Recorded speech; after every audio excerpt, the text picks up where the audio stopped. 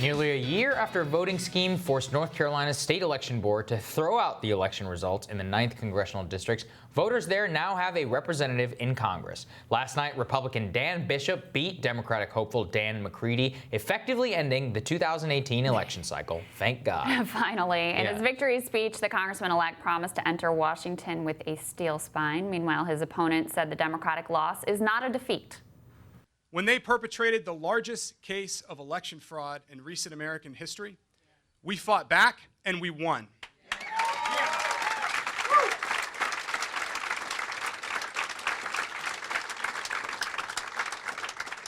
We were not successful tonight, but I want you to remember that victory postponed is not defeat. We did this together.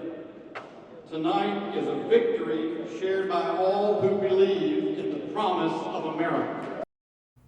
Joining us from North Carolina with reaction on the ground in Charlotte is local TV reporter Joe Bruno. Joe, thanks so much for joining us again. Great to see you.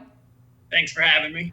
All right, so you were really critical in breaking the original story around the voter fraud that's alleged to have occurred here. Can you just remind our viewers what happened here, what the allegations were, and why we had this special election to start with? Sure. So the State Board of Elections voted to not certify this race as claims of election fraud started to come in. Through sources and through various different means, we learned that there was a guy paying people in Blaine and Robeson counties to go around and collect absentee ballots. That act is illegal in North Carolina. There was a 4-day hearing in Raleigh about this, and it ultimately concluded with the State Board of Elections unanimously ordering a new election for the 9th Congressional District. And so now that we've had this 9th Congressional District, there were significant national stakes, Joe, that we saw in this race. The President of the United States visited the district to stump for Dan Bishop. It was seen as kind of a referendum on Trump, given that he won the district by, I believe, 12 points. It was pretty thin last night. So what do you make of the election results for the Republicans? I think the president's visit absolutely helped. The election day results for Cumberland County tilted in Bishop's way. He got a nice little surge on election day from the eastern districts in the 9th district. Now, I will say, though, the urban and rural divide was on full display last night.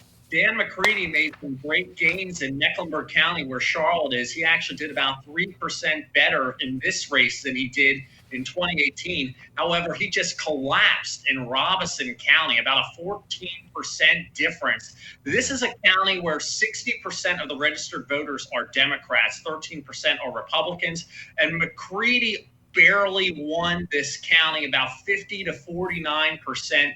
Compare that to 2018, when McCready won this county 56% to 41%. Wow.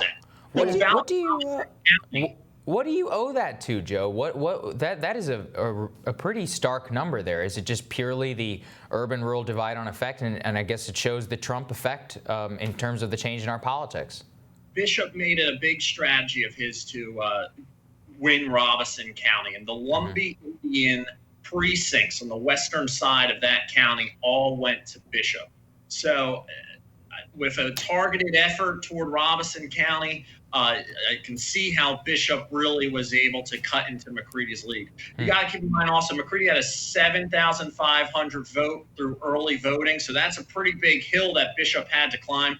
But by having that Robeson County kind of neutralized, that really prohibited McCready from gaining much ground and catching up with Bishop once the election day results came in. Well, dig into Robeson a little bit more, because there's a tribal community there that has some interesting politics. Talk about that.